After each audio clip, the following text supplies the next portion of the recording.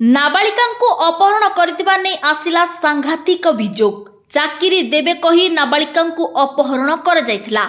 तेबे नाबालिकांको बांग्लादेश रु कटक को आनिबा परे मसाज पार्लर और बेआईन कारबार रे लगा जायथिला।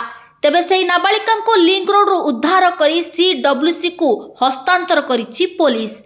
जैनिक नाबालिका निज अभियोग रे लिखिछंती जे गत अक्टोबर रे चाकरी खोजुतबा बेले से फेसबुक रे जनक सहित बंधुता होइथिला। आउ से बंधु जनक चाकरी देबाकू कही प्रथमे कोलकाता सेठारु भुवनेश्वर और परे कटक रे रखा जायथिला। अन्यपटे सीडब्ल्यूसी कहिछि से नाबालिका जनक प्रकृत रे बांग्लादेशी कि नाही ताहा स्पष्ट होई नाही। अपहरण नाबालिका निकटरे कौनसी परिचय पत्र मध्य नाही। से केउठी रहउथिला काहा सह आसीथिला ताहा मध्य कहि पारु नाही। तार निज परिचय स्पष्ट करबाकू सरकारी स्तर रे चेष्टा कर जाउछि। एथि सह बांग्लादेश दूतावास को अवगत कराइछि सीडब्ल्यूसी।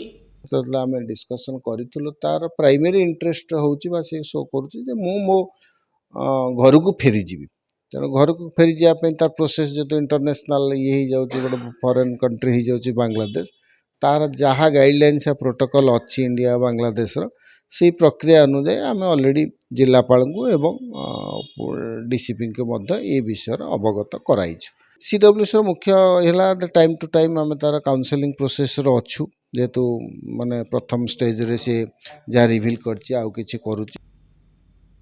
ब्यूरो रिपोर्ट चर्चा न्यूज।